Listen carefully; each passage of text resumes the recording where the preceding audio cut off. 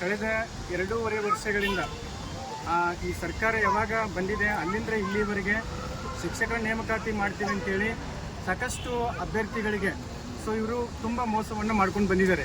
ಯಾಕಂತಂದರೆ ನಮ್ಮ ಶಿಕ್ಷಣ ಸಚಿವರಾಗಿರ್ತಕ್ಕಂಥ ಮಧು ಬಂಗಾರಪ್ಪನವರು ಸುಳ್ಳಿನ ಸರ್ದಾರನಾಗಿರ್ತಕ್ಕಂಥವ್ರಾಗಿರ್ತಾರೆ ಮತ್ತು ಒಂದು ಪಟ್ಟವನ್ನು ಏನು ಪಾತ್ರ ತೆಗೆದುಕೊಂಡಿದ್ದಾರೆ.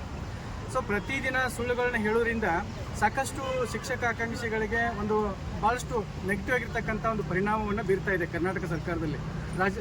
ಏನಂದರೆ ಇನ್ನೊಂದು ಮುಖ್ಯವಾಗಿರ್ತಕ್ಕಂಥ ವಿಚಾರ ಏನಂದರೆ ಸಾಕಷ್ಟು ಶಿಕ್ಷಕ ಹುದ್ದೆಗಳು ಖಾಲಿ ಇದ್ರೂ ಸಹಿತ ಶಿಕ್ಷಕರನ್ನ ನೇಮಕಾತಿ ಮಾಡ್ತೀವಿ ಅನ್ನೋದೊಂದು ಬಿಟ್ಟರೆ ಯಾವುದೇ ರೀತಿ ಇದುವರೆಗೆ ಜಾರಿಗೆ ಬಂದಿಲ್ಲ.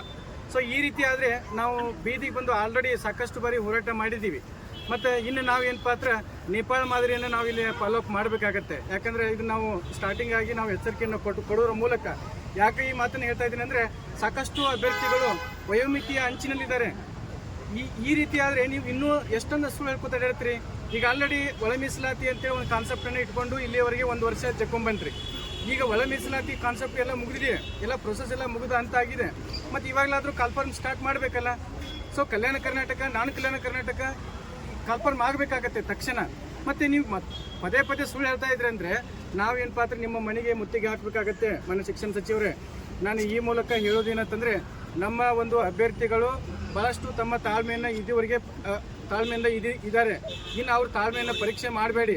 ಯಾಕಂದರೆ ನೀವೇನು ದಿನಕ್ಕೊಂದು ಸುಳ್ಳುಗಳು 18,000 ತುಂಬ್ತೀನಿ, 16,000 ತುಂಬ್ತೀನಿ, ನೀವು ಬಂದಾಗಿಂತ ಯಾವುದು ಒಂದು ಪೋಸ್ಟು ಫಿಲ್ಅಪ್ ಮಾಡಿಲ್ಲ. ಹಿಂದೆ BJP ಅವಧಿ ಇದ್ದಾಗ 15,000 ಫಿಲ್ಅಪ್ ಆಗಿದ್ರೆ ಬಿಟ್ಟರೆ ಅದನ್ನು ಮಾತ್ರ ನೀವು ಅದನ್ನು ಹೇಳ್ಕೊಂಡು ಅಡ್ಡಾಡ್ತಾ ಇದ್ದೀರಾ. ನಿಮ್ಮ ತಪ್ಪಿದು. ನಾವು ಸಾಕಷ್ಟು ಬಾರಿ ಇದನ್ನ ಅಬ್ಜೆಕ್ಷನ್ ಮಾಡಿದ್ದೀವಿ. ಮತ್ತು ಇವಾಗ ಏನಾಯ್ತಲ್ಲ, ನಿಮ್ಮ ಅವಧಿ ಒಳಗೆ ಎಷ್ಟು ಹುದ್ದೆಗಳನ್ನ ಫಿಲ್ಅಪ್ ಮಾಡ್ತೀರಿ ಹೇಳ್ರಿ. ಮುಂದೆ ಏನು ಪಾತ್ರ ಇನ್ನು ಮುಂದಿನ ಅಕಾಡೆಮಿಕ್ ಇಯರ್ ಮತ್ತೆ 40,000 ಹುದ್ದೆಗಳು ಖಾಲಿ ಆಗ್ತವೆ. ಇದು ಏನಾದರೂ ಹಿಂಗೆ ನೀವು ಬಿಟ್ಟಿದ್ದೆ ಆದರೆ ಕರ್ನಾಟಕದಲ್ಲಿ ಶಿಕ್ಷಣ ವ್ಯವಸ್ಥೆ ಅಧೋಗತಿಗೆ ಹೋಗುತ್ತೆ. ಇದನ್ನ ನೀವು ಎಚ್ಚರಿಕೆಯಿಂದ ಇಟ್ಕೊಂಡು ತಕ್ಷಣ ಶಿಕ್ಷಕರ ಹುದ್ದೆಗಳನ್ನ ನೇಮಕಾತಿ ಮಾಡಲಿಕ್ಕೆ ಚಾಲನೆ ಕೊಡಬೇಕಂತೇಳಿ ಈ ಮೂಲಕ ತಮಗೆ ನಾನು ರಿಕ್ವೆಸ್ಟ್ ಮಾಡ್ತಾ ಇದ್ದೀನಿ.